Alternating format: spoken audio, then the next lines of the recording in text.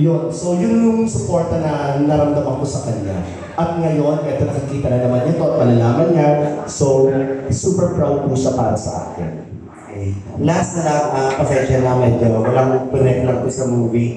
Gusto ko lang hinga ng reaction si Teddy bilang isang artista. Ano ang nararamdaman pag isang artista pag napikon mumurahin ng fan or ano bilang isang artista, natural ba yun? Or okay na ba yun? Napapalusot din dahil artista siya. Sa akin po kasi aware naman tayo sa napapag-usapan din sa social media yung kay JP. Opo.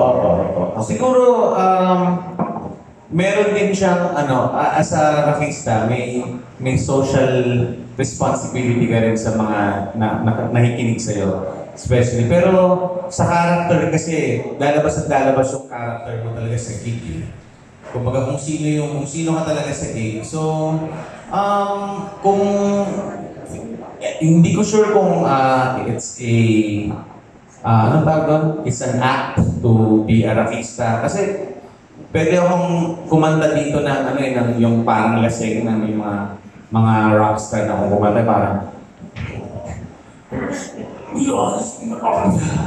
yung lasing na kumanta or na hindi ko alam kung yun act ba yun or it's a persona na sinesend nila attitude or it's their own true self So para sa akin, kung yun yung totoong lumabas sa bunganga ni JK, siguro baka yun siya. So, I mean, I don't mean to disrespect or to rin kay JK, pero kasama ko siya sa isang gig parang 2 days ago, 3 days ago lang Pero hindi kami nakapag-usap. Pero gusto ko siya rin kausapin. Uy, hinay-hinay lang din sa mga, sa mga, especially sa pagmumura. Kasi pag bata ka, parang baka feeling mo minsan, cool yung nagmumura ka, o pag rakista ka, cool yung nag-aano ka, ganyan. So, bahalang kailangan din as a guidance ng isang rakista to rakista.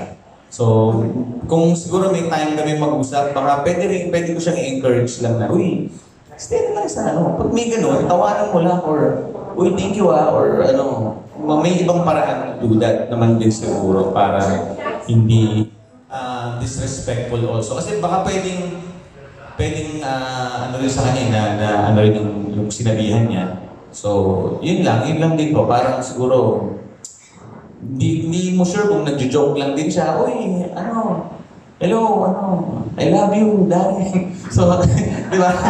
Hindi ko alam kasi ako kung sa akin gawin yun. Kunyari, meron akong gano'n. Sabi ko, thank you. Gusto ba? Kumanta ako ng ganito or what? Kasi ito totoo, nasa UP Fair kami. Sabi ko, ano gusto nyo kanta? Sabi ko, wala kaming setlist. Binitawan ko yung setlist namin Sabi ko sa UP Fair, pangalawang UP Fair namin. Sabi ko, ano gusto nyo kanta? Sabi ng mga tao, kumanta ka ng showtime. Di kumanta ako. Ano pang gusto nyo? Itbulaga. Kumanta ako Itbulaga. Pero paano kung sinabi ko dun sa mga tao, anong bulaga dyan, ha? So, di ba, parang may proper way or may proper to accept yung mga ganong klase. So para sa akin, okay lang, parang so hindi cool sa isang rakista ang nagmumura. Sa akin, hindi siya cool. Para sa akin, kailangan may respeto pa rin sa yung mga tao and you would not gain the respect of other people, especially your listeners, kung minumura mo sila or pinipeke mo lang sila. Yun po. Sa akin, di naman bumibili ng mga album nila dahil nagmumura siya. Buto maganda, nagmumura to pare. Oo. Uy, okay to. Kanta pa rin yan.